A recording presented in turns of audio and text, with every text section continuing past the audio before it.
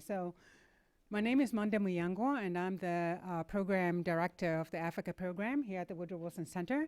And on behalf of the Wilson Center, we're pleased to host today's event, examining the role of women in science and technology and innovation in shaping Africa's future. As we all know, which is I know why you're here today, science, technology, and innovation play a key role in the development of any country.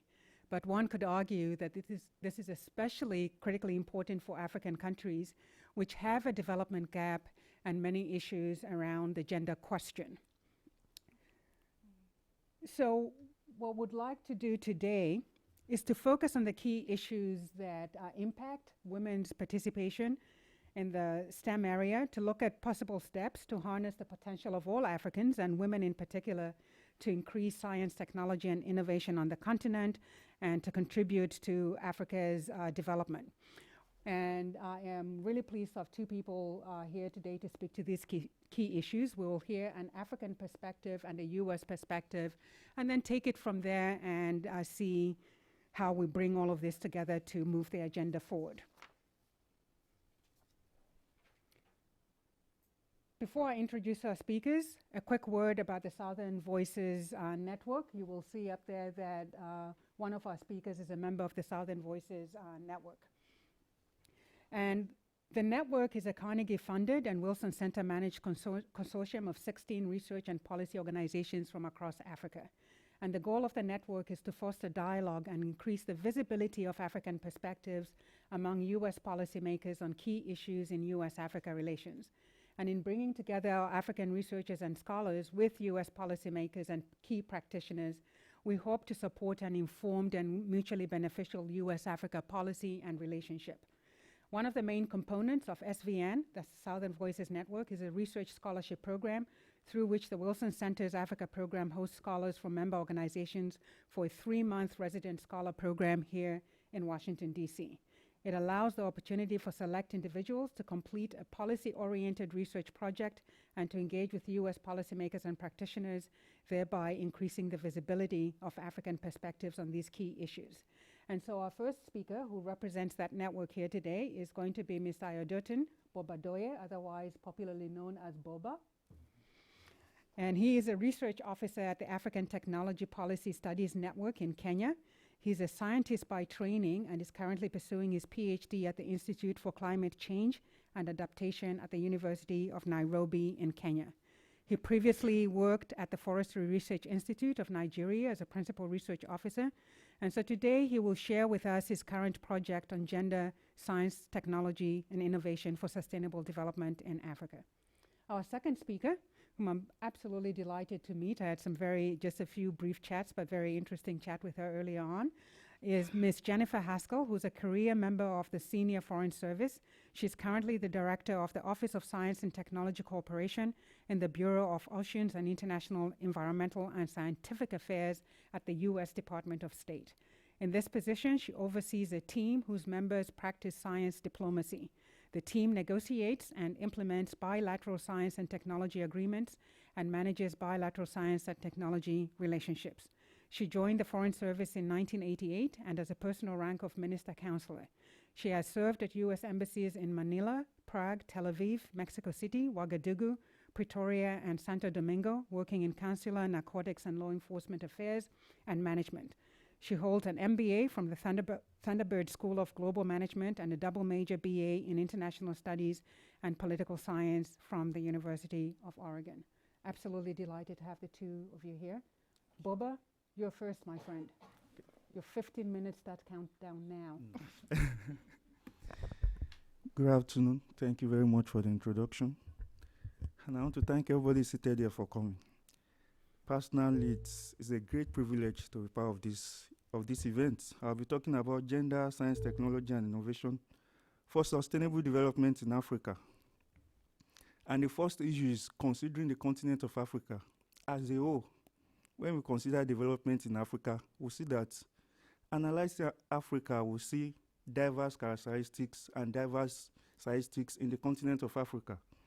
On one extent, by the right, you see the opportunities in the continent of Africa. And by the left, you see the challenges.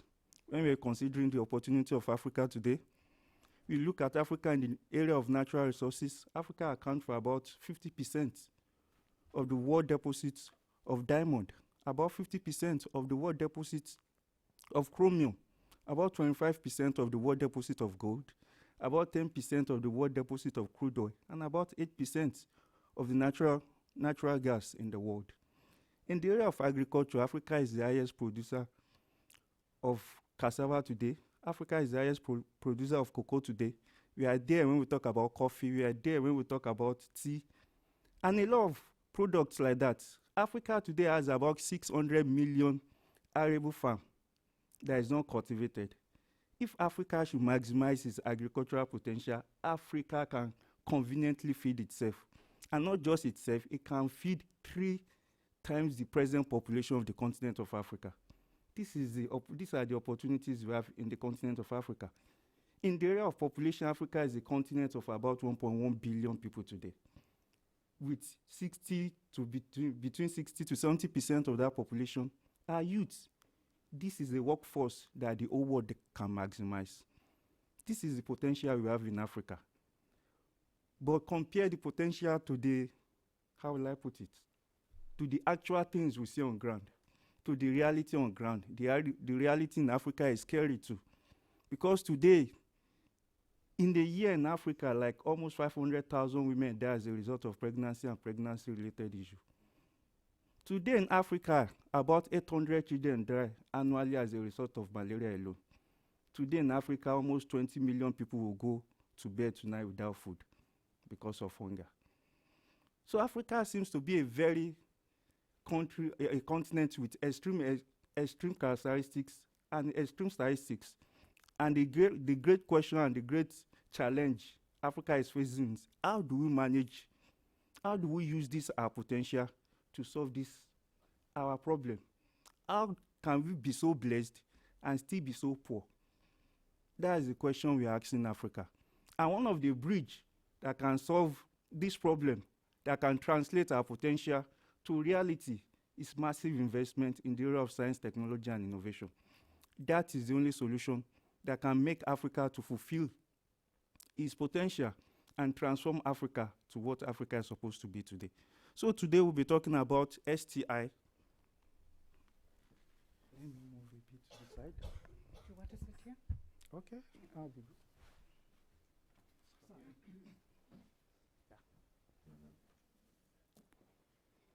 So today we'll be looking about the issue of STI, considering where Africa was. What was the plan of African leaders when they were forming the African Union? What is the present status of STI in Africa?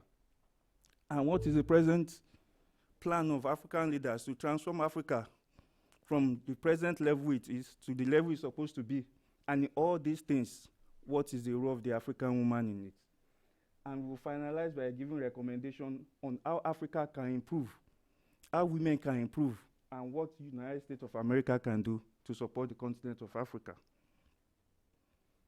This is the picture of Kwame Nkrumah explaining what science and technology can do at the inaugural meeting of African Union in 1963, talking about how Africa can use science and technology to solve the problem of hunger, how Africa can use science and technology to solve the problem of communication, how Africa can use science and technology to solve the problem of disease. That was their plan for Africa in 1963. But where is Africa today? Regardless of the indicator you use to measure science and technology in Africa, Africa is still relatively far behind. Today, Africa invests just about 0.4% of its GDP in research and development, compared to the developed world that invest their almost 3%, 4% in R&D. Africa today has just about 1% of the research output in the world, despite having almost 15% of the world population.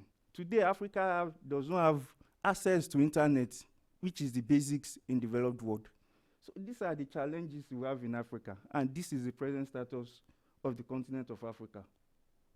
Researchers per million, Africa has less than 500 researchers per million today. And what is the present African Union doing to solve this problem in Africa?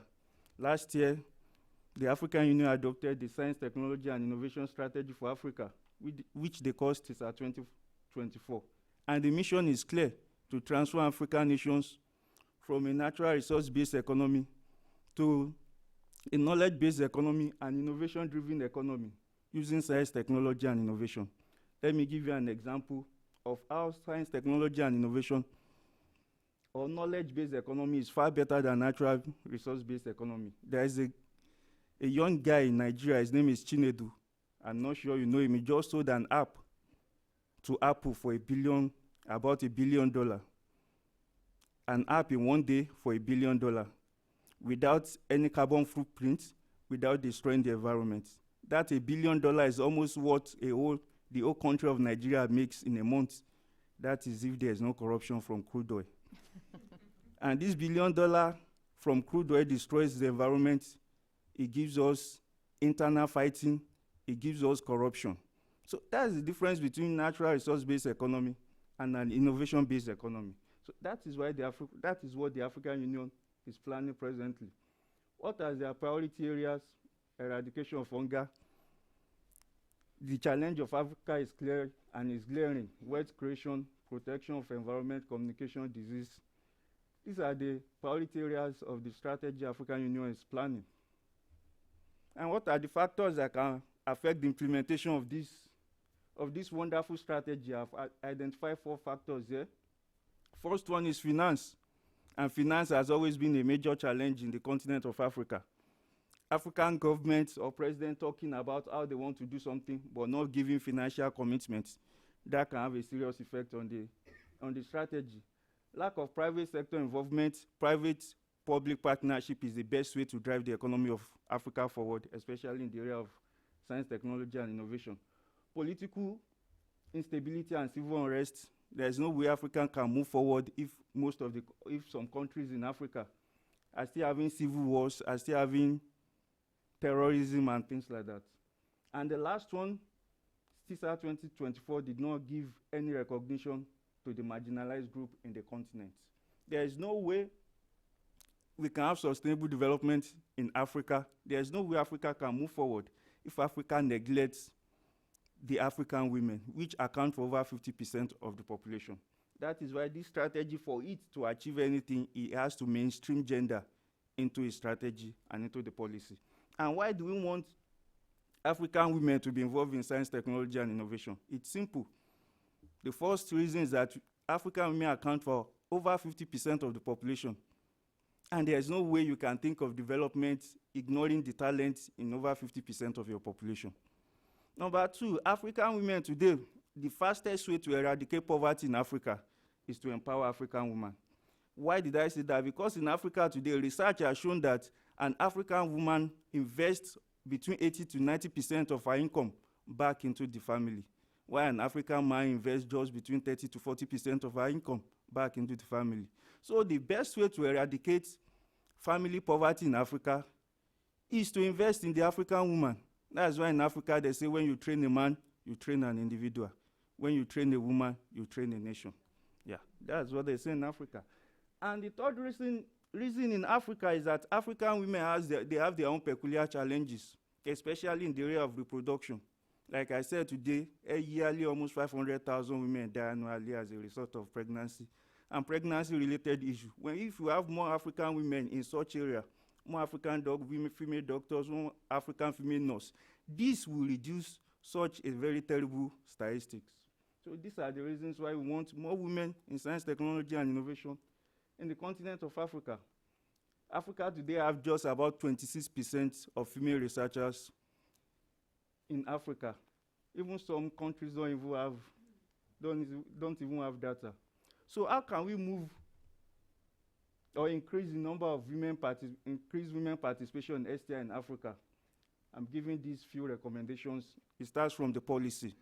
There should be gender mainstreaming in every policy and strategy in Africa. Promote access of girls and women to scientific education at all levels. Improve conditions for recruitment, retention, and advancement in STI. Raise awareness of the contribution of women to STI. Undertake gender disaggregated research, so that policy that has been formulated will be based on research, not just based on emotional or feelings. How do we improve STI in Africa as a whole. It starts from policy too. Implement science, technology, and innovation policy and strategy at all levels. When you talk the talk, do the work. Increase and sustain STI funding. Stimulate and encourage collaboration with the private sector. Maximize international partnership. Maximize African human capital. Africa has a lot of wonderful African people in the diaspora that the continent can maximize. Contribution of the United States to sustainable development. In Africa, the truth is that there is no country on the surface of the world that have assisted or that have contributed to development in Africa like the United States of America. The USAID was established as far back as 1961, and I think since then has been supporting Africa in the area of inclusive development and sustainable development, development that involves the environment, the society, and the economic, not just development by trade. And these are examples of initiatives by the United States government to support the continent of Africa. We have the Global Development Lab today that is targeting innovations in the continent of Africa, targeting African youths to bring out African-based innovations and mainstreaming these innovations to the continent of Africa to solve African problems. We have the Tech Women Initiative that's addressing African women in the area of science, technology, and innovation, and see how they can come together to solve their own problem and have a voice in the continent. Feed the Future. Feed the Future today is providing jobs for almost 200,000 African farmers and producing innovations in the area of agriculture that is solving the problem of agriculture in the continent of Africa.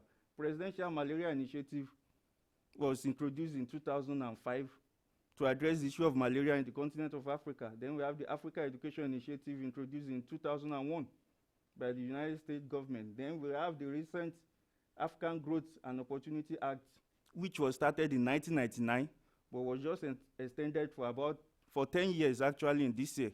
It has contributed a lot to investors and traders in the continent of Africa. And today we have hundreds of thousands of people benefiting from this act alone. What can US do to improve science, technology, and innovation in Africa? The first thing is develop a robust STI partnership and support with Africa. We have a lot of strategies in Africa, but we don't have enough funds to fund them. The United States of America can be involved in investment and funding of such strategies. Encourage increased investment and trade. The AGOA Act should not just be about Africans bringing in African goods to the United States of America. They should start thinking of expanding it so that United States of investors from US too can start investing in Africa.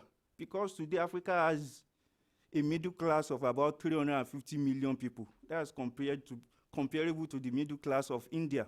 So why can't investment and trade from US to Africa be increased? Today, China has like 155 companies operating the continent of Africa. If Africa is that bad, China will not come. So the investment of the United States of America should increase in the continent of Africa, so that both continents, the Africa and United States, can benefit mutually from it. Third one, develop initiatives that support African women participation in STI, like the Tech Women. Encourage increased knowledge and technology transfer, support rapid and increased infrastructure development in African countries. Lastly, I want to talk about best practice in Africa. Picking the country of Mauritius. Mauritius is a very small country of about 2 million people, but highly investing in science, technology, and innovation, and is showing in the development of the country. Today, Mauritius has about the highest GDP per capita in the continent of Africa. They have a GDP per capita of about $12,000. Okay, I'm sorry for that. About $12,000. Today, the life expectancy in Mauritius is about 75 years, which is, I think, the highest in the continent of Africa. And today, Mauritius has a female president. And not just a female president, she's a female scientist, a renowned chemist in the continent of Africa. So Mauritius has been investing in the area of STI, not just STI, women empowerment and women education. They started an initiative creating secondary school or starting secondary school for female girls alone, so that they have the ability to express themselves and the ability to interact with each other and choose the profession they want in life. And today, as at last year, Mauritius has the number of female graduates they have in University of Mauritius in the area of engineering and mathematics grew to almost 40%, which is far even higher than what we have in the United States of America. So these are examples of countries that are doing well in the area of STI in Africa. Then the issue of, I talked about Kenya and Egypt too. Kenya and Egypt, they are starting technology park. Kenya is starting the Konza Park, and Konza Park is expected to produce a job of about 200,000 jobs for African youths and women. These are things that other African countries can emulate. And in Kenya today, we have the M-Pesa, which is an innovation that is providing jobs for thousands of Kenyan youths and giving them ability to innovate in such areas. So these are things African countries can emulate to solve the problem of unemployment in the continent of Africa. Finally, let me just say that the only solution and the only gap that will bridge, the thing that will bridge the gap between the developed and the other developed world is not our gold, is not our diamond, it's investment in science, technology, and innovation. Africa should tread that path, and as Africa is trying to tread that path, they should not forget the population of women that is over 50% in the continent. Thank you. All right. Thank you. Good. Absolutely. No, thank you so much, Boba. I think you know, I was listening to the passion with which you were addressing this whole issue of women and girls' participation in STI in Africa. And I think one thing that you could have added there was the importance of male champions on this issue. Because when people like you, no, absolutely, I mean this seriously, when people like you get up and speak, particularly in an African context, it allows people to absorb this message in a very, very different way than, you know, it brings value to where we're trying to go with this agenda. So that's definitely something you should add to your presentation, I think, just really the importance of male champions on this issue. And with that, let me turn the mic over to Ms. Haskell to give us a U.S. perspective on how you all are addressing this issue. Thank you so much, Dr. Muyangwa, for inviting me to speak here and for those great words, and you, Boba, also for those thought-provoking and inspiring remarks. I have to say we're all on the same team here, so I think that's great. I really am honored to be here with you all today to talk about this incredibly important topic of engaging women in Africa's future for science, technology, and innovation. It's such an important issue, and really it is the key to solving global challenges like climate change, food security, health, and economic development. But before I get started, I just wanted to note that my original draft had me speaking for more than 30 minutes, so I had to cut a lot out. Just keep that in mind. It's such an interesting subject, I had a very hard time cutting things out. I also note today that while we're speaking specifically about women in science, technology, and innovation, it's important to note that most of what we say is also applying to other underrepresented groups that we have all around the world. And I want to tell a story. I want to start with a story about a young Nigerian woman that I met last November at the Global Entrepreneurship Summit in Marrakesh. Cynthia Ndubuisi was a finalist in the GIST Tech Eye competition. I'll mention that competition again later. But Cynthia and her team started a company called the Kadosh Production Company. And their innovation is an environmentally friendly process for turning cassava peelings, we talked about cassava, into nutritious goat feed. Their technology eliminates the pollution caused by the burning of 12 million metric tons of cassava peel each year. The impact of this innovation is impressive. It includes the elimination of the toxic pollutants that cause very negative health consequences in local communities. It provides inexpensive but nutritious goat feed, and it connects the cassava farmers and processors to the goat keepers. What's even more exciting is even just since November, Kadosh has expanded its innovative approach to enhancing processing efficiencies for the predominantly women cassava farmers by introducing low-cost mechanization. The results of their pilot project so far indicate a significant success, and it will directly impact 75% of the women cassava farmers and retailers in Southeast Nigeria. That's a region with a population of 10 million people. It'll allow those women to contribute more to household income and food security and therefore to have a better quality of life. But why do I tell you that story? Because we all recognize the importance of building human capacity by inspiring and empowering people to pursue careers in science, technology, engineering, and math.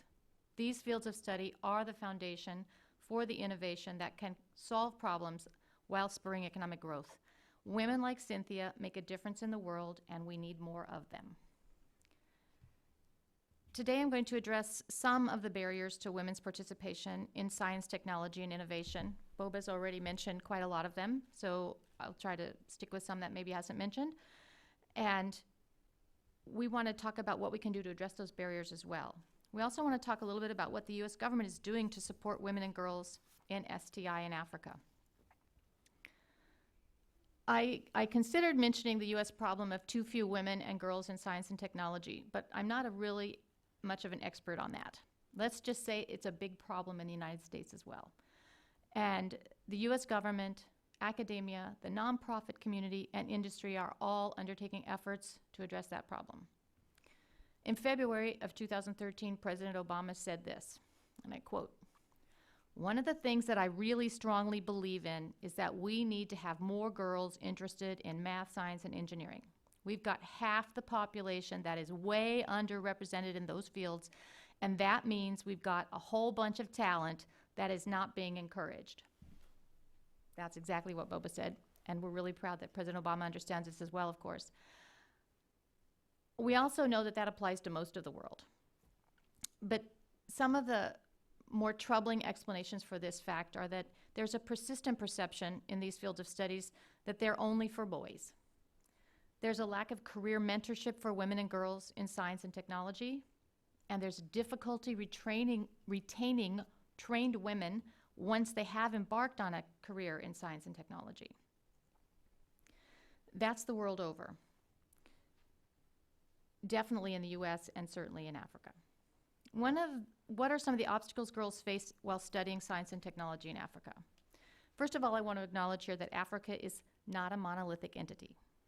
It's many countries, many groups, many cultures, and things apply to one more than another depending on what you're talking about. So of course, for women who are already in school, who have already finished school, or may already be working in science and technology fields, these barriers I just mentioned tend to apply. But I also want to mention a couple of other problems that need some attention, that are specific to Africa as well as other developing regions. The first and most important thing is basic education for, and along with it, the empowerment of women and girls. This is important. Earlier, I said that science, technology, and innovation are the foundation for addressing global challenges and for achieving economic growth. But the foundation for science and technology and innovation is inclusive basic education. We have to enroll all girls in school, and all the boys. We have to keep all girls in school once they're there, and the boys do. And we have to provide opportunities for young women to participate in higher education, in international exchange programs, in networking, and in mentoring. But how do we get and keep girls in school? We have to incentivize parents to let their girls go to school. There have been successful programs that included rewarding families when their daughters attend school by providing basic foodstuffs at the end of each month when a girl attended school for that entire month. In cultures where teenage girls are required to stay home to care for younger siblings, there must be cooperative child care options. How do we keep girls in school past the primary years? We must address the unspoken barriers. The bottom line is that adolescent girls need proper toilet facilities with privacy and feminine hygiene products. How can we expect girls to stay in school, to feel welcome in school, to thrive in school if they routinely miss 20 to 25% of the school days in any month? We don't talk about this, and I know it may make some of you uncomfortable, but it is real. This is a health as well as an educational issue, and national programs need to address it, and donor programs need to address this basic but ignored barrier to girls staying in school. But what about mentoring, networking, and role models? And Boba gave us some great facts about that. Young women scientists, engineers, and mathematicians need mentors. They need experienced, established mentors, and as Monde said, both men and women. They need mentors who are also just a few years ahead of them in their science and technology journey. Women who've been there. Women who can be also sponsors, and men who can be sponsors and role models. So the experienced, established mentor can provide inspiration and support, and perhaps be a sponsor as well. The younger mentor, someone who is just there, can provide current how-to advice on challenges that young women scientists face, whether that be dealing with discrimination, facing a lack of family support for choices, troubles with childcare, or no guidance when making decisions about which path to take. Sponsors may or may not provide mentorship, but a sponsor will put forward the name of a deserving young woman when opportunities arrive, like a spot on an international exchange program. They include women on their teams. They help them find financial support for their innovations. Sponsorship is crucial to helping young women innovators break into male-dominated fields. Role models. These women and girls need role models. If an African country has successful women scientists, engineers, or mathematicians, we need to encourage them to engage in activities that allow other women and girls to notice, to showcase their successes, and to allow others to learn how they did it and how they addressed and overcame the obstacles. Many of us sit or stand in front of groups like this and entreat people to mentor women and girls. But I ask how many of us actually do it. Hands up if you have provided mentorship to young women in your field in the past 90 days. That's not enough. But yay for all of those of you who raised your hand. And I encourage all of you to encourage your friends and colleagues to do the same. I also want to mention another basic but absolutely critical challenge, not only for women but for all innovators. In cultures where risk-taking is not encouraged and failure is unacceptable, you cannot expect innovation. Innovation is a risky business. I repeat, you cannot simply avoid taking risks to innovate. We need cultural changes that accept risk and failure as integral pieces of success. Silicon Valley venture capitalists do not fund innovators who have not failed a few times. Because if someone has failed, they have learned. And they use what they've learned to be more successful the next time. So what is the US government doing in Africa on this issue? We actually have a lot going on. It was one of the things that was hardest about when I was getting ready for this, was figuring out what not to talk about. But I'm going to mention a handful of them. Our State Department programs. And it's not all of them either, but I know that there are many other programs out there, and I'm really glad that Boba had some of them up there. This is such a huge need in the world. There's so much space that no program should ever feel competition with any other about these issues, and we just need to reach as many people as possible. First, I want to mention the Next Scholars Program, which offers professional development, leadership, and mentoring support to young women from countries with Muslim majority populations and their U.S. counterparts who are pursuing undergraduate programs in STEM subjects at U.S. women's colleges.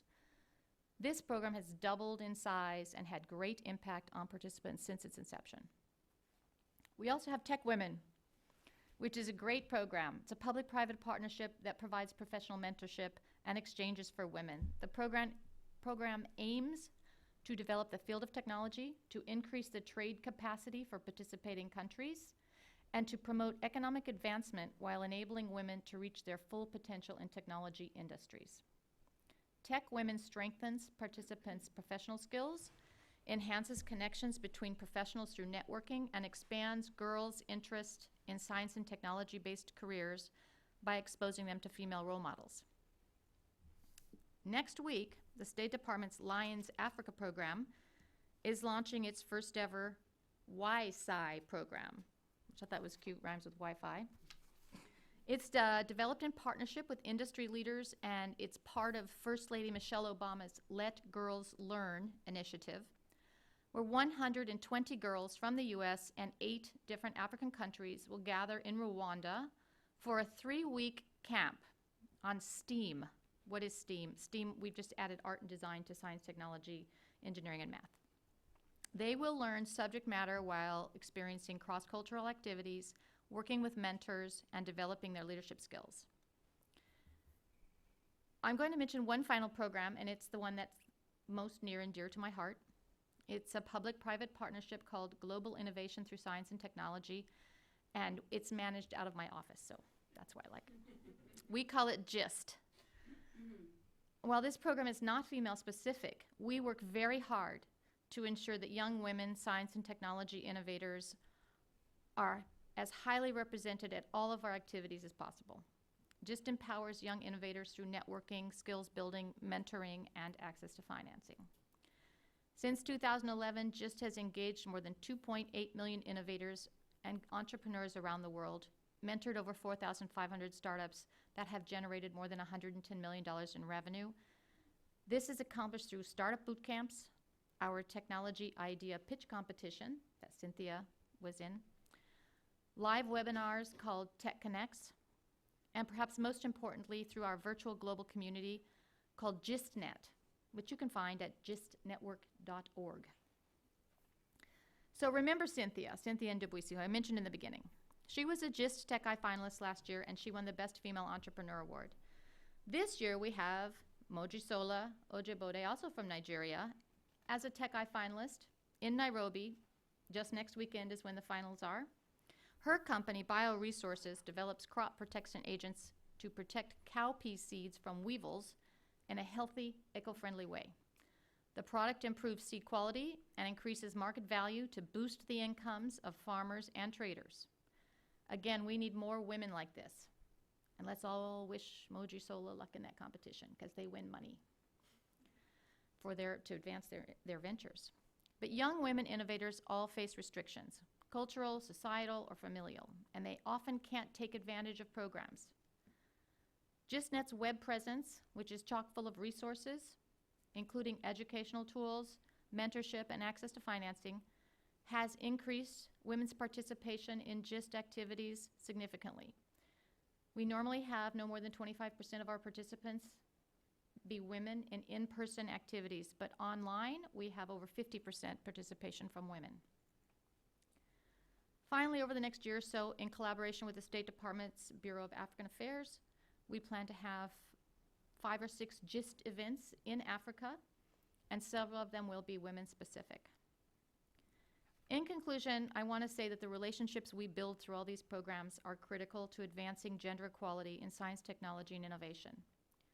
While government policies and programs help us progress towards this goal, the world needs leaders to champion the cause. And once again, I want to thank the Woodrow Wilson Center for asking me to come here and for bringing up this issue for discussion. But before I finish, I want to share this really short 2-minute video, which I hope you'll find inspiring. Thank you.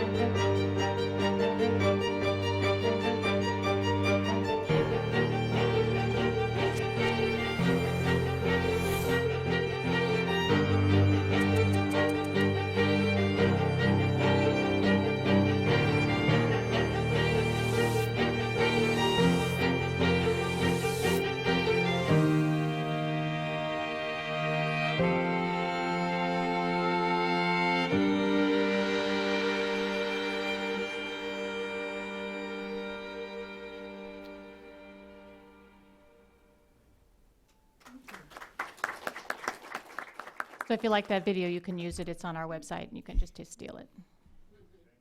I like the passion that's emanating from our speakers today. Again, another very rich presentation. And I know we're talking a lot about policy, but I thought your reminder about the personal responsibility and obligation that those of us who are in positions that we're in now have to mentor the next generation. I thought that was really powerful. And to mentor and serve as role models to young girls and others who are trying to break into that space and stay in that space and bring their full talents to the table. I thought that was really powerful. And it was powerful for me because I think in some ways we're always looking for solutions, institutional solutions, government solutions, but just a reminder that each of us has a contribution that we can make, I think was just really good. So thank you so much. Let me open up the floor to questions so we can take this discussion forward. And I'd like to encourage all of us to be as forward-leaning as possible. So we recognize the challenges, but what do we do about them? How can we really begin to make progress on this issue? So the floor is open. All right, I'll start with the gentleman in the back, and then I'll take the lady in the hat right there. Pardon me? Oh, the gentleman in the back. No, he can kick us out. He's a supporter, so we'll go with him. Okay. Thank you very much. My name is Nyaka. I was here last time when you guys organized a topic about branding Africa. And I just wanted to thank, the panel and then the contribution and Jennifer and Ayodotun. I enjoy your presentation. I have one suggestion for Ayodotun. And I think when I was about to make that suggestion, and I saw Jennifer's presentation about GIST network, because when people like you who care about Africa, who want to do great contribution, for Africa, and because of your field of expertise, sometimes people fail, to place that in a comprehensive environment. What do I mean? Yes, we have everything you said, the potential and the reality. But one thing that we need to learn, from countries like America and from our forefathers, and we mentioned Kwame Nkrumah here at the Woodrow Wilson Center, it is the word vision. And then this is what I saw in Jennifer's presentation. You dream of a better world, or you dream of solution for a better world and a better community. You are here and you want to get there. And I think that if your presentation, if you can put that into that context of a vision to be promoted for a better Africa and a better world, then the field of science and technology will be it will be like a component of that vision, and it will be something that can be implemented, to empower, not only women, men, and the entire community of Africa. That's my suggestion. Thank you very much. All right. Thank you. The lady in the hat right there.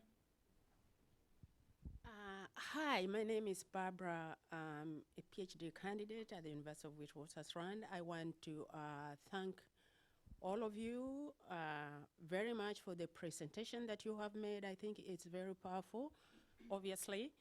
I just have, I don't know if it's a question or a concern. It's very well to talk about, how we have to mentor girls and how, to help them with education and stuff like that, especially in Africa.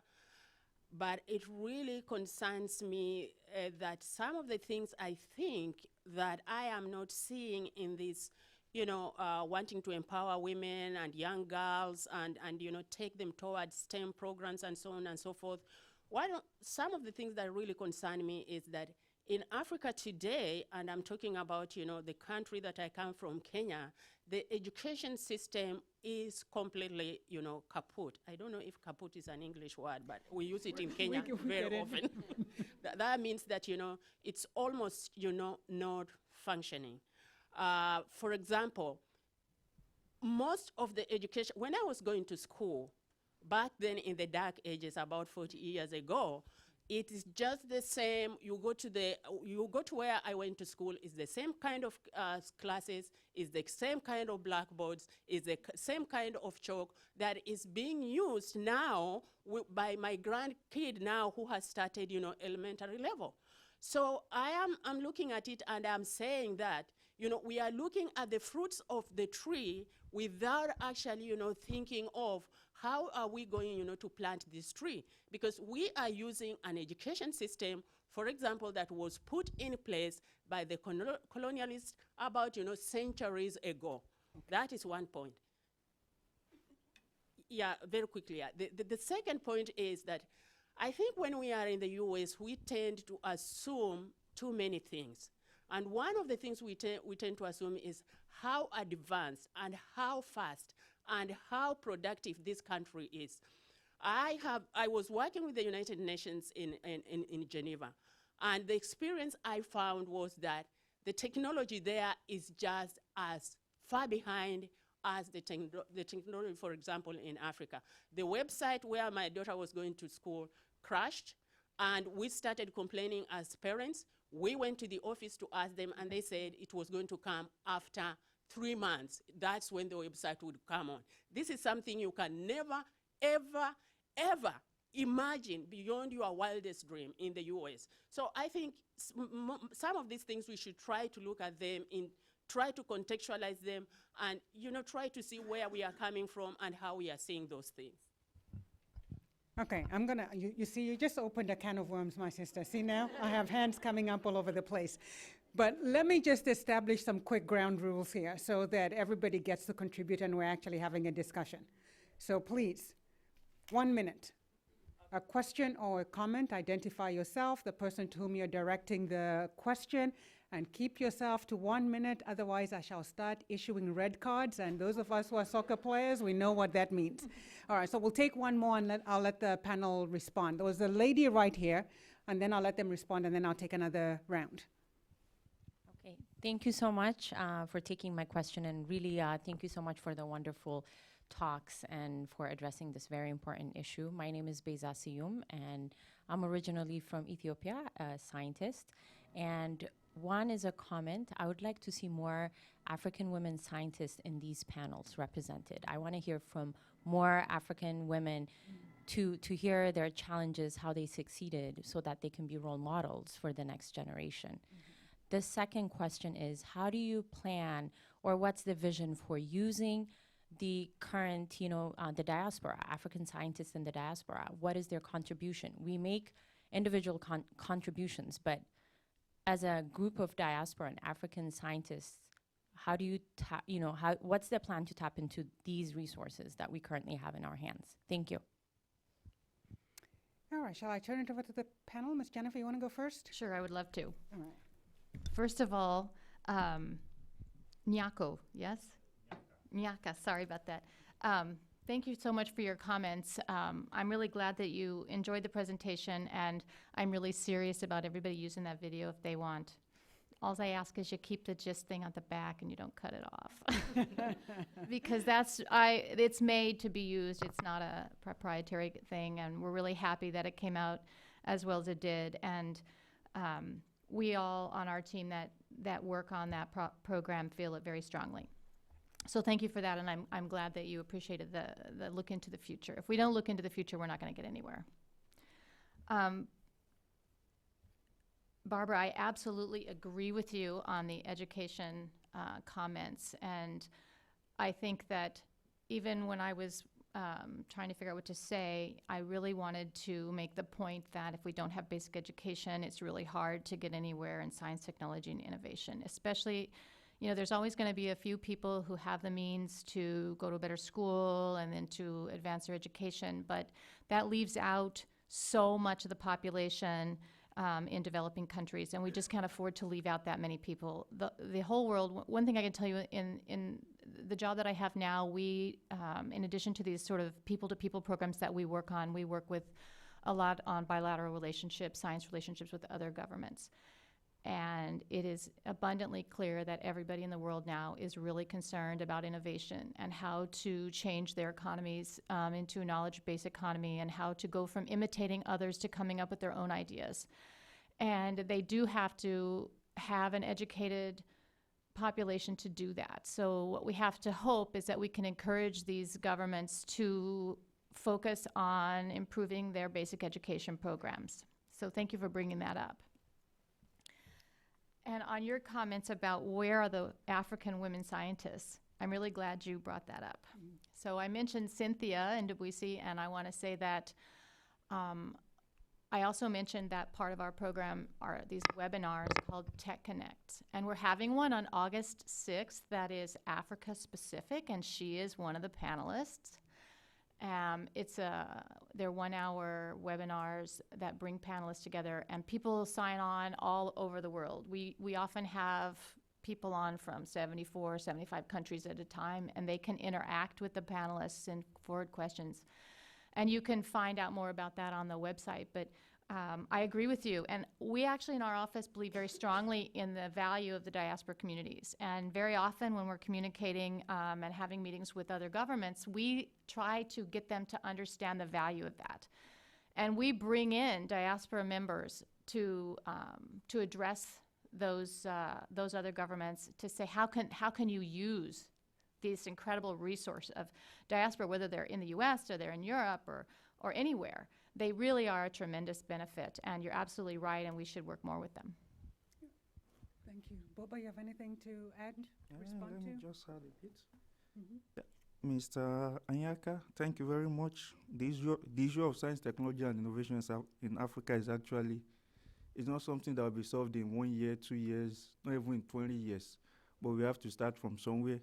Well, as we're starting from somewhere, you have to think about the future. That's why the issue of vision comes in. And I agree totally with what you said. On educational system in Africa, I agree partially with what you said, but it's not that the system is bad. There is a difference between the systems and the infrastructure.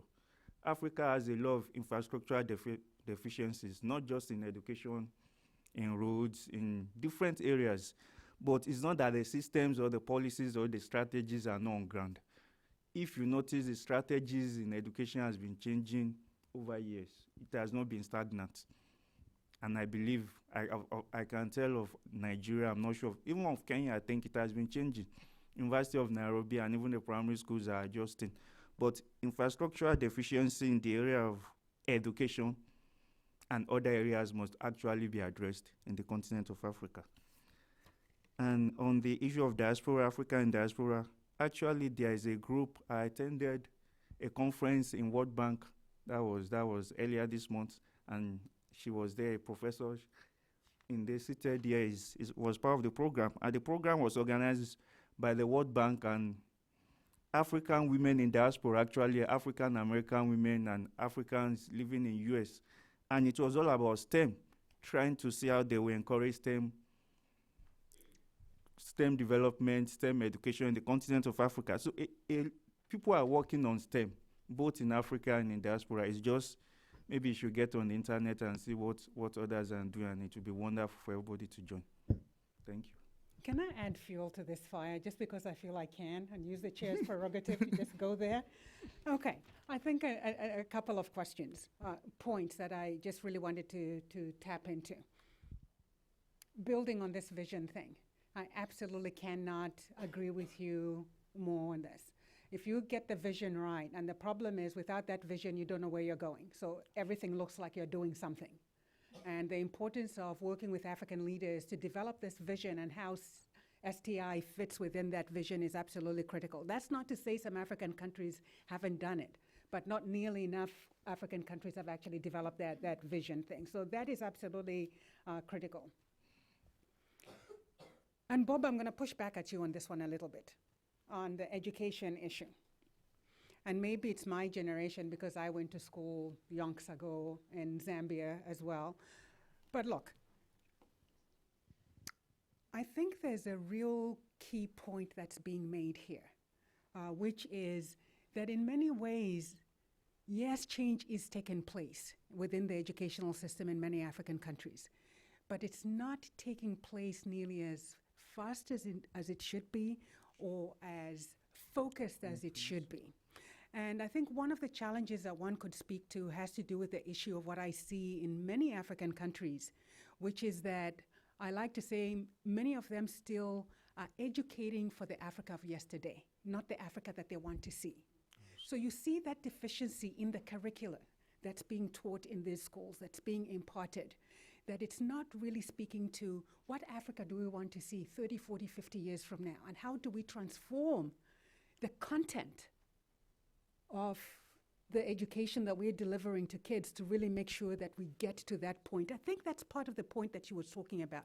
And I get you on the infrastructural deficiencies, that you do need to unpack what the core issues are. But on this one, I have to stay with my sister Barbara, that really we need to really see where do we want Africa to be 50 years from now? How does STI play into that? What is the role of women in that? And how do we get to this new Africa that we are trying to define? I will respond to your question later on about the women's participation in this panel because I don't want to take too much time from the participants. So there's a lady here, and then I'll swing here, and then I'll go to the back over there. Actually, let me start right there. I'll swing to the lady, and then I'll come here, and then I'll come to you, all right? Thank you. Thank you. Thank you very much to the panelists. My name is Sonia Smith. I'm professor of mechanical engineering at Howard University, and I also run our Women in STEM initiative. I want to say that all of the issues regarding women in Africa, as far as inclusion, we have in the U.S., I guess, except for the access to basic education. But I want to say that one of the things that was missing was the climate that women experience when they're in in the professional arena, in university, et cetera. And my comment is I would encourage you to include that and initiatives to address the climate, not only towards the women, but also towards, not only towards the men, but also towards women, because some of the harshest critics, the harshest treatment sometimes for women trying to obtain science, technology, innovation type credentials come from women as well, and not just the men. Thank you. The lady right in front of her. Thank you so much. It's been a very educative time. My name is Bola Feni. I'm a PhD student in criminology. Unfortunately, I'm not in the STEM field. But the question I want to ask really is, I think the major problem for women has to do with the culture on the African continent. So my question is, what is being done to address the culture, to address the mindset, so that the dynamics changes and people see themselves as being able to become who we're talking about? The culture, what are we doing about it? Thank you. Okay. I'll take one more here, then we'll go on. Then, lady, I see my sister in red. I'm coming to you. Let's take this round right here. I'll take my sister right here. Then we'll give the panel an opportunity to respond. I am so happy that she just mentioned this because I heard the words cultural change, representation, and many others that tied up to this point. And forgive me being technical here, but what I'm going to share is the result of research in social sciences that demonstrate that any minority, gender or ethnic racial minorities, tend to shut down when they experience what researchers call solo status. Solo status is when I'm in the room and look around and ask the question, where are the people that look like me? And there are barely any. So in order for an individual to be more participant, empowered, they need to acquire membership. Membership based on research, it occurs approximately at the level of 30%. So if there are 30% of the people in the room like me, I probably will be speaking up more. Why am I saying this? Because cultural change, which is ultimately what we want women not to be identified being, taking care of younger brothers and sisters or, becoming housewives. That cultural change requires that this willing girl the one we are trying to mentor goes into environments where the climate is appropriate for her development. And this is when representation in the environment is important. Because if it's less than 30%, I'm not, please, there is no cut-off value here. It's approximately. But if I'm alone in the room, if I'm faculty at an African university, and I'm sitting in my department meeting, and there is only me, that's a problem. Okay, it's a question about critical mass. How do we enable the critical mass so that we can begin to see an amplification of the sort of changes that we're trying to achieve? Boba, this time you're in the spotlight first. Okay. Thank you very much, Prof. The issue of climate or involving number of women in the workplace, I can't agree less. The truth is that we need more women because people generally believe that the STEM area or the STEM field is a male-dominated field. So, not just like you said, it's not just men trying to intimidate women. Even women at that level try to intimidate fellow women. So, the best thing, or what I think, is let those that are there continue to mentor those that are coming. Mentorship, sponsorship, and coming together, forming networks is the best way, because you can't fight things like that individually. You fight it collectively, and you fight it over time. The issue of culture, it's not something you change in a day. It evolves over time, but there are things countries are doing, and there are things you can do to enhance participation or going to school of young girls in the continent of Africa. An example which is good is policy. In Nigeria today, in some states, it's a crime not to send a child to school, whether it's a male child or a female child. So that solves, regardless of your culture, once you are not sending your child to school, you are a criminal in court. So you are forced to send your child to school. That's part of the things you can do. And then there are other countries in Africa that they give incentives, like she said, giving food in schools, providing uniform for girls, giving sponsorship and scholarship. These are ways to encourage girl participation in STEM courses. And with this, over time, culture is always evolving, and culture changes. With time, with such incentives, the culture will evolve over time. The other question, she was saying something close to culture and things like that. The truth is that minority have to fight their way. Nobody gives you a chance, you take the chance.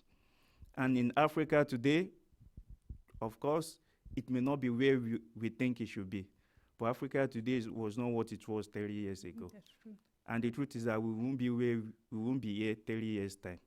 So everybody has to be involved. You have to continue to talk about it. You have to continue to create policies, get more women involved in policy and decision-making processes, not just at the highest level, from the villages, from the communities, to the state level, to the national level. More involvement of women will solve a lot of these cultural barriers and increase women participation in different areas, especially science, technology, and innovation. Thank you. Thanks. Boba, once again, has made some really great points. And I think that all three of these comments are very related and could be said in virtually any discussion in any field. It's not just science and technology and innovation or engineering or math. Yes, I think probably those fields are lagging a little bit further behind than some of our other areas, but I think all the women sitting in this room have experienced a lot of those feelings where you're the only one in the room, or you are talking and no one's listening. Those are not unknown experiences for those of us. I'm not a scientist, so I can only speak from my own experience as a Foreign Service officer. It happens. And definitely, women are women's harshest critics. I absolutely agree with that, and that is a cultural change that we women have to work on. And that's why I try to put a lot of emphasis on mentoring and sponsorship, because if we can't see ourselves to do that, to help other people overcome obstacles, we're never going to get anywhere. and men can be part of that in such a big way. But if the women are sabotaging each other and thinking that we're only in competition with each other, that's just crazy. And that's just a mental adjustment that women have to make. I will also say, though, that as Boba said, it doesn't change overnight.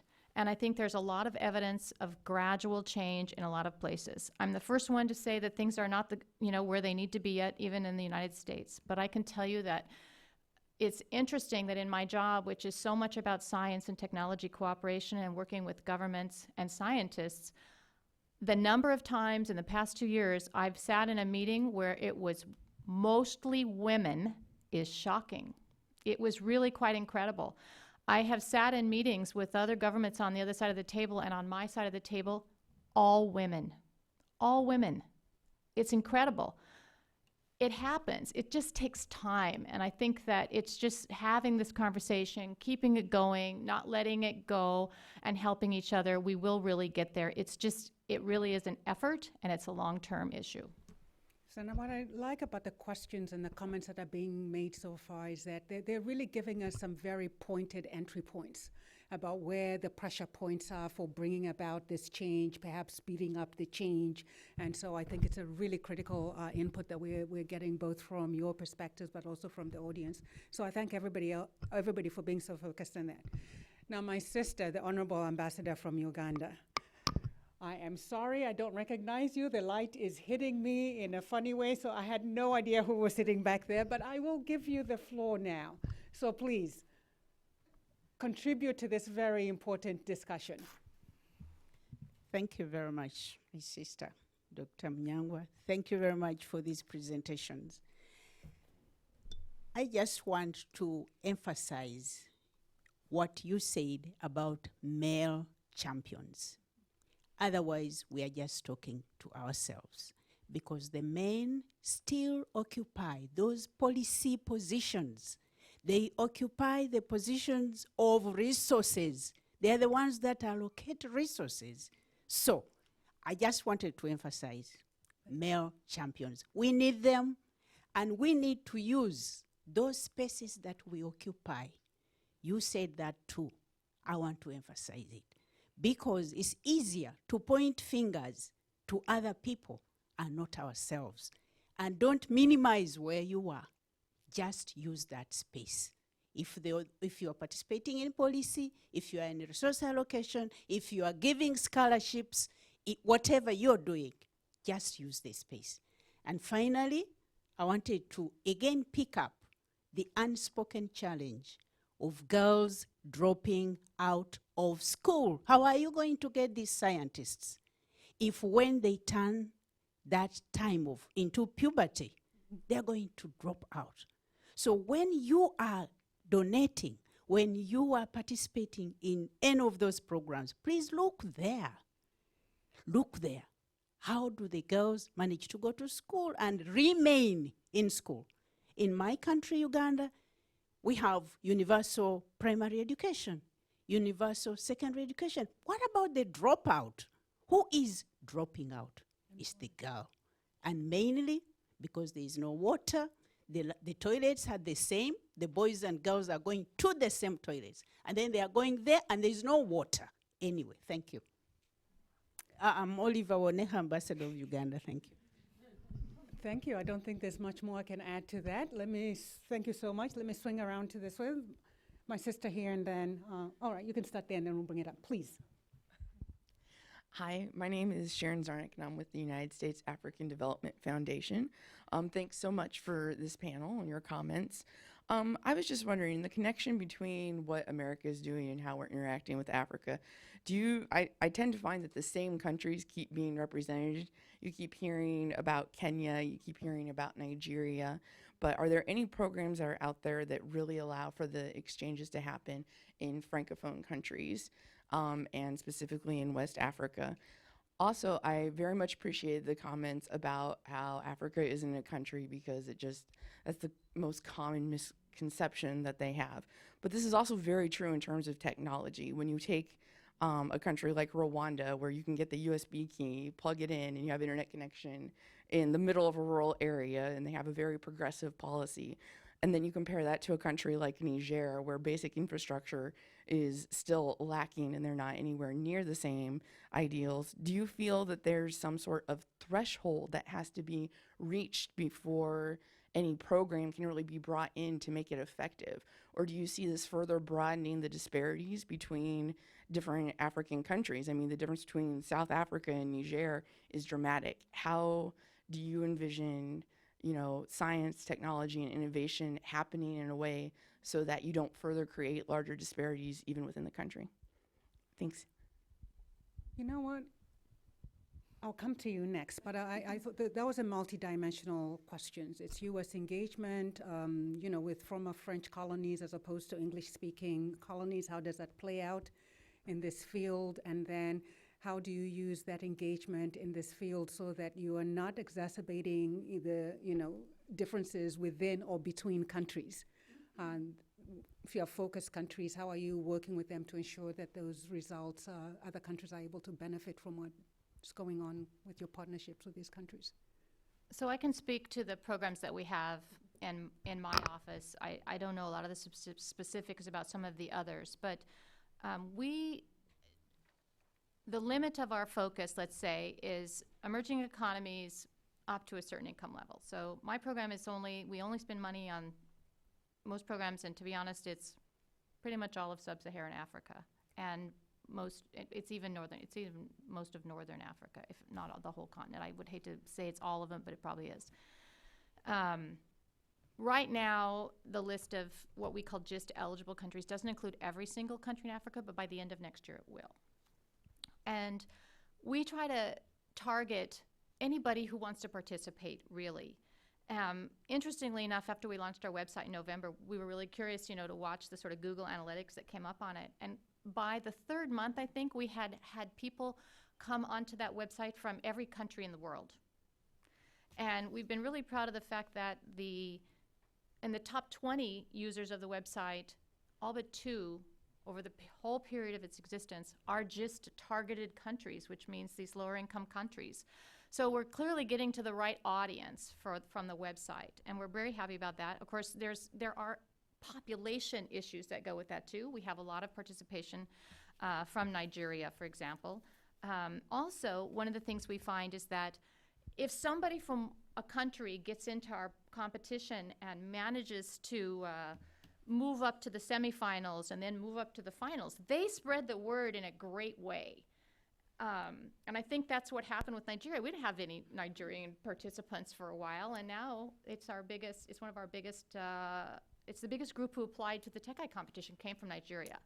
Last year, we had 2 finalists from Zambia, and one of the winners was from Malawi, and another one from South Africa. So, yes, South Africa is the one, right? But I'm sorry, we got some really great products and ideas and innovation from lots of African countries. And I think in that way, it's a lot about the individuals who are willing to take on the challenge to look for these kind of programs. And there's plenty of them. There are a lot of programs, and of course I think ours is the best, but there really isn't a competition. There are many out there, and if somebody isn't able to come to ours, we advertise all the other programs on our website as well.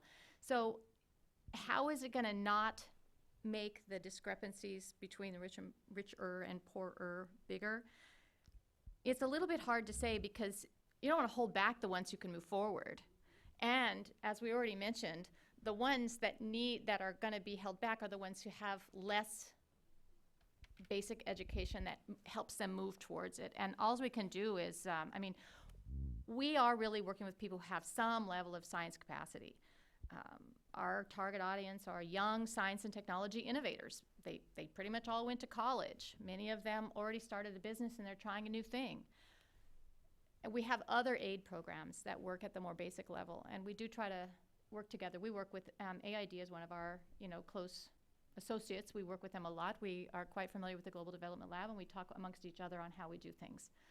So we can only hope that we don't exacerbate the problems, but that we help everybody advance. Thank you. Boba, I'm not going to ask you to answer that one. Okay, my name is Olivia Achuko. I'm actually a chemical engineer, but has been working as an environmental engineer for the past 24 years. And one thing I want to take away from this whole presentation and being here today is the issue of mentorship. This mentorship, I think, can change everything that we are talking about, from the cultural difficulties to, even starting somebody who never thought about technology and science to get them to start thinking about it. Because when I was young, studying at Howard University, I'm one of those young people that started a family when I was in school. I had a baby when I was a sophomore in college. And there were a lot of criticism. How can you be carrying a baby and studying engineering? But I was able to stand my ground, saying that, I know it is difficult, but somebody have to do it. And I did not have a mentor. It's something I mustered courage and overcame myself. And I know somebody might be going through similar situation and don't even have a person to talk to, let alone to help them put through the situation. So I encourage everyone who can do it, please.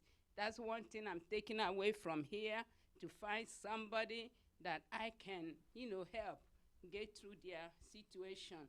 And from Department of State standpoint, if you can establish exchange student program where we can invite students who are thinking about science to come, as mentors, we can host them and expose them to different technical programs, even if it is not at the university level, but at a, local level, like 2-year colleges, just to get them started with thinking about sciences, and from there they can make up their mind to go further into science and technology or engineering of some kind. Sure, thank you. We'll take one more. Yes, ma'am.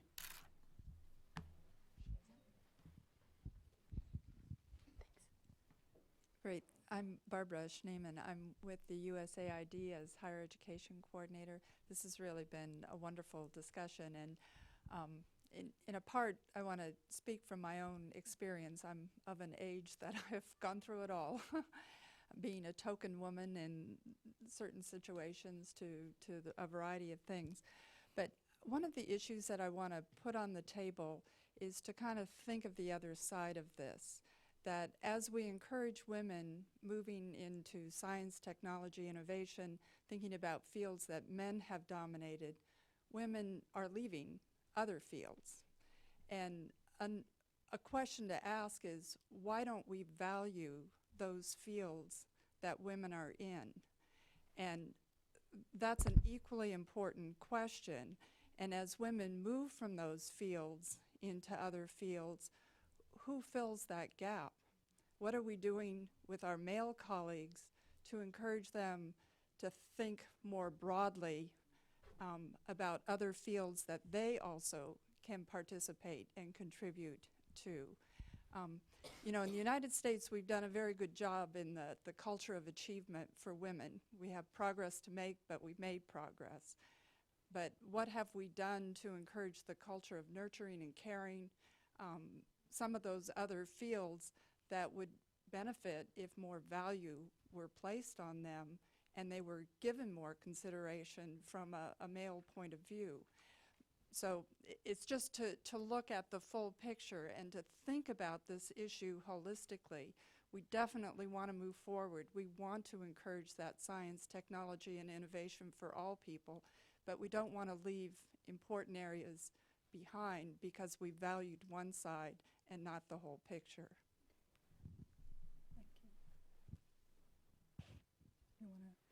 Let me do this. Let me give our speakers 2 minutes each to just sort of answer what they can and just close off with any final thoughts, and then we'll bring this session to an end. Okay, can I go first? Please, absolutely. Our friend here down in the front who mentioned the mentors, I want to say that I feel the same way you did. When the mentorship thing started to become a big deal in the State Department, it was maybe, really, it was maybe about 10 years ago or something. And my first reaction was, wait a minute, everyone wants me to be a mentor. Where was mine? I never had a mentor. What is this? But I have learned that it really is valuable to other people. And just because it's one of those things that, as women, we push back on things sometimes that we should be embracing. And so I did make the choice to embrace it and participate in mentorship, and take the time, because it is a time-consuming effort, and you have to take the time to meet with these women, and you have to make the effort to identify someone who you see struggling and go to them and take the initiative and not wait for people to approach you. I mean, that's the way to do it. But I absolutely agree with you that we all have to embrace the idea of helping others, whether you want to call it mentorship or not.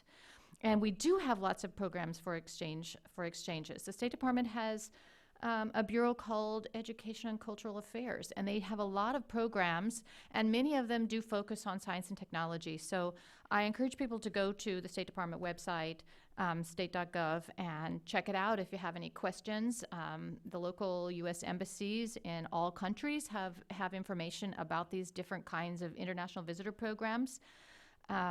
Many of them are not at the high school level, but there's lots of private organizations that do high school exchanges. But check it out. I think there are many, and some of them might already be doing something like you're talking about that you could participate in. And then quickly, on the male-dominated fields versus female, I think that you've made a really good point, and I think the answer is wage parity. Okay. Direct and to the point. Thank you. I love that. All right. Boba, your 2 minutes up, my friend. Thank you. I just want to say, like she said, that Africa is not just one country. And Africa is a continent of 54 countries, and sometimes we have similar challenges, but we don't exactly have the same challenges always. And even in education, like I said, like in Mauritius, they have like 40% graduates. There are some countries like Niger that may not have up to 10%. In Rwanda, every primary school child must have a system.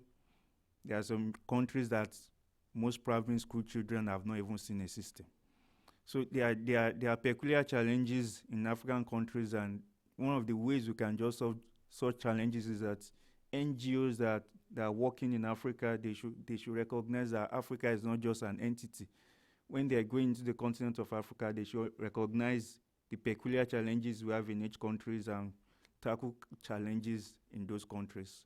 And finally, I want to say that the issue of STI in the continent of Africa, the issue of women involvement in STI in the continent of Africa, it's not something that will be solved in one day.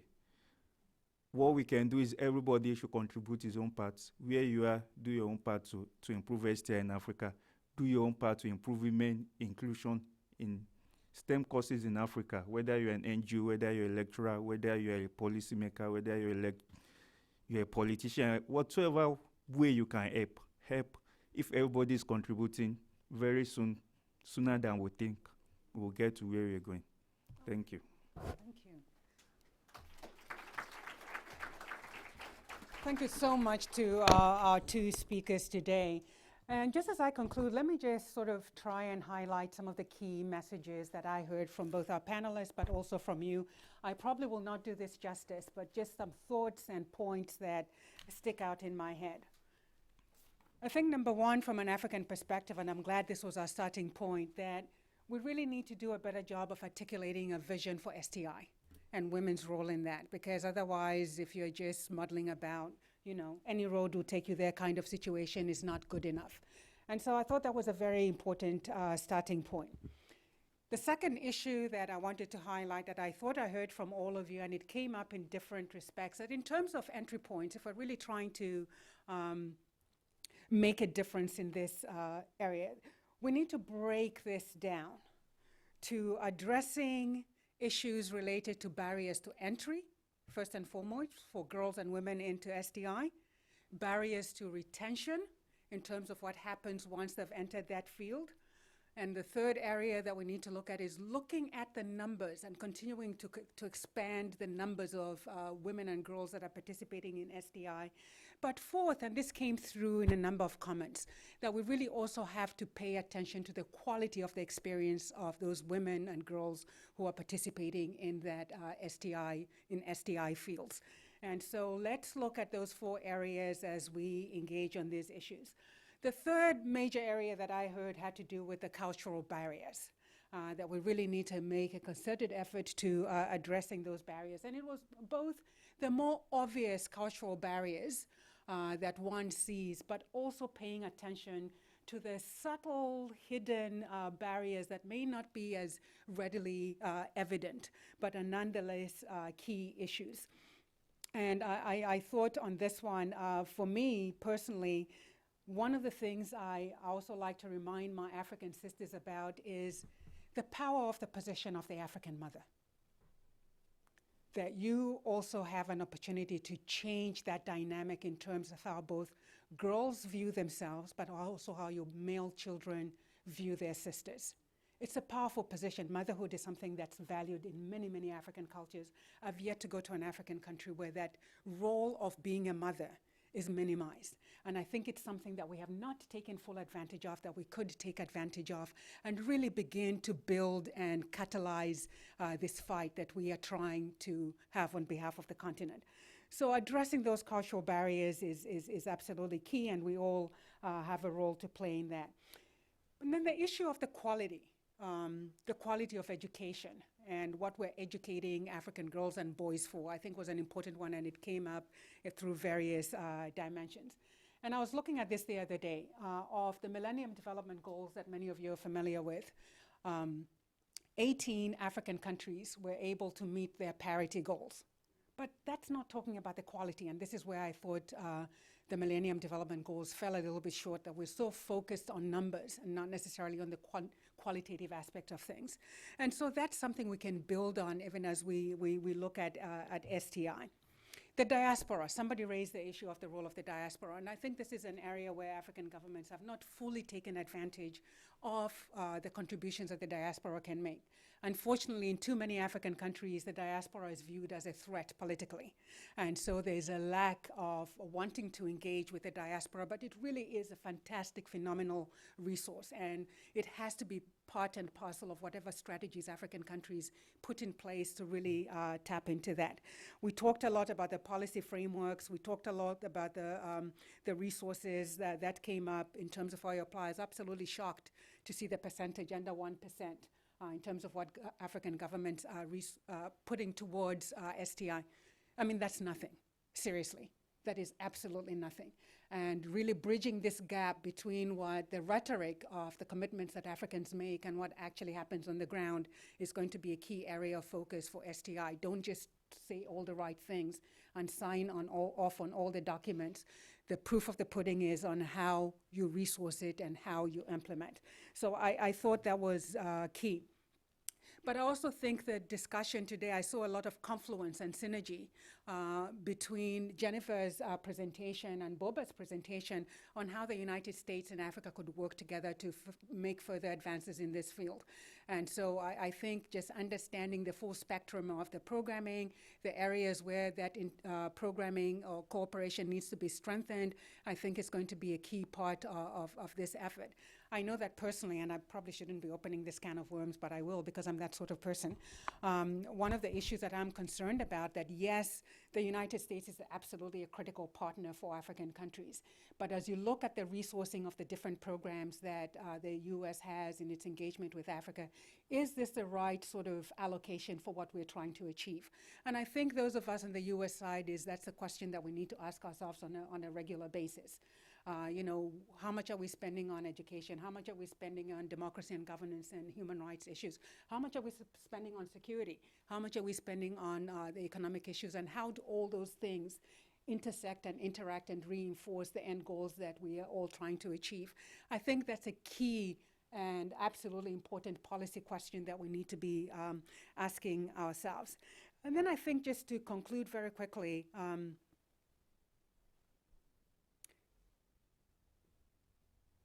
one of the issues that I'm leaving with here is, and it came through, I think my sister here mentioned it, several people mentioned it, but I think Jennifer really started us off on this course, that wherever you sit, you can make a difference. And remembering that for all of us, that wherever you sit, whatever your position is, you can absolutely make a difference.